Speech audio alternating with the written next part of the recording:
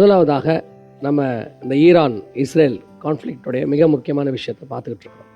நீங்கள் நிறைய செய்திகள் கேள்விப்பட்டுக்கிட்டே இருப்பீங்க. நம்ம இந்த இஸ்ரேலுக்கும் ஹமாஸுக்குமான பிரச்சனை ஆரம்பிக்கும் போதே சொன்னோம், இது அடுத்த லெவலுக்கு தான் போகும், இது உடனே முடிகிற வார் இல்லைன்னு. இது ஆரம்பித்தது அக்டோபர் 7ஆம் தேதி போன வருஷம். இப்போ அது அப்படியே எக்ஸ்பேண்ட் ஆகி ஹிஸ்புல்லா வாரா மாதிரி, சிரியா வாரா மாதிரி, இன்றைக்கி ஈரான், அதாவது 3ஆம் உலக யுத்தத்துக்கான அடுத்த லெவலுக்கு போயிடுச்சு. இது இப்போது நிற்க முடியாத இடத்துக்கு போயிட்டே இருக்குது.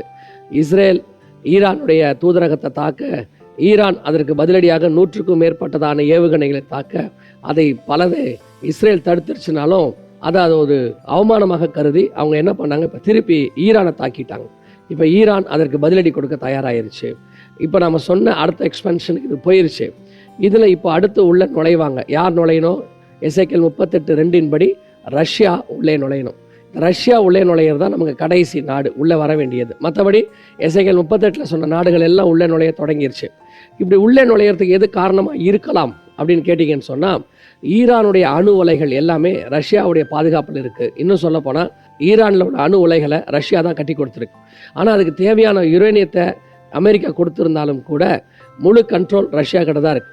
ஒருவேளை அந்த அணு உலைகளில் ஏதாவது ஒன்றை இஸ்ரேல் தாக்கும் பட்சத்தில் இது 3ஆம் உலக யுத்தத்துக்கான அடுத்த ஸ்டெப்புக்கு போயிடும். ரஷ்யா உள்ளே நுழையும். ஸோ வேதத்தில் சொன்னப்பட்ட இந்த கடைசி காலத்தில் யுத்தங்களையும் செய்திகளையும் கேள்விப்படுவீர்கள் என்கிறதான அந்த தீர்க்க தரிசன வசனத்தினுடைய அடுத்த கட்டத்துக்கு உலகம் போயிட்டுருக்குது. இதோடைய அப்டேட்டை கர்த்தருக்கு சித்தமானால் அடுத்த வருகிற நாட்களில் உங்களுக்கு நாங்கள் தெரிவிக்கிறோம்.